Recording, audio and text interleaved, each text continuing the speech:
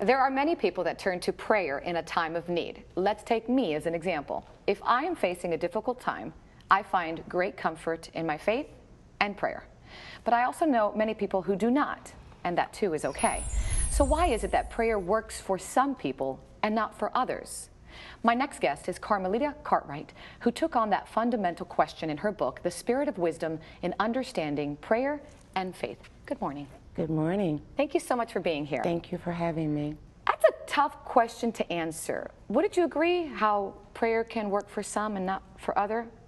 Yes, I would agree. It's a deep question with complex answers. And while there's no cut and dry answer, the answers became more prevalent that I have outlined in the book that I've written. And you also write in your book that prayer is powerful and can change things. Have you found that to be true for you? Absolutely.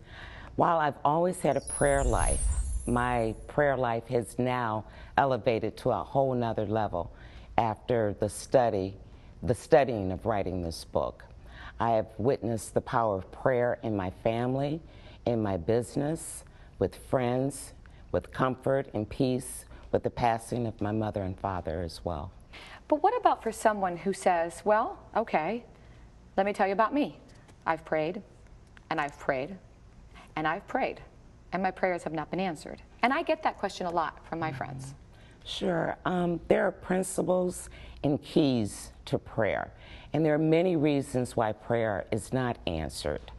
But I find that the fundamental reason that most prayer is not answered is because of a lack of faith. And a lack of faith is usually rooted in unbelief. And unbelief can be because of a lack of knowledge, a lack of understanding, wrong doctrine, wrong teaching. Your beliefs are fundamental and they govern your life.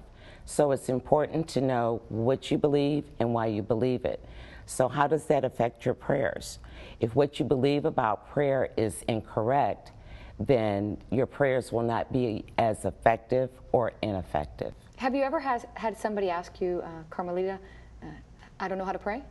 Yes. What do you say?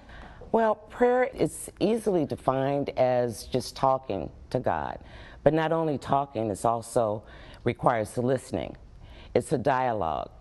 And powerful, effective prayer is learned. We educate ourselves with academic learning.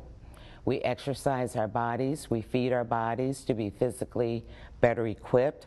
But we need to spiritually feed our spirit as well. There are a lot of books, as you probably know, that talk about faith and prayer and the spirit of wisdom. What do you want them to get from your book? I want them to know that there's hope, that there is peace, and I've written this book to enlighten, to encourage and empower people so that they can walk in the miraculous power of God. The relationship with God is also a partnership, and that it's not all God's doing. We play an important role in this as well. Thank you so much. Appreciate your time. You're welcome. And if you'd like to read The Spirit of Wisdom in Understanding Prayer and Faith, go to understandingprayerandfaith.com.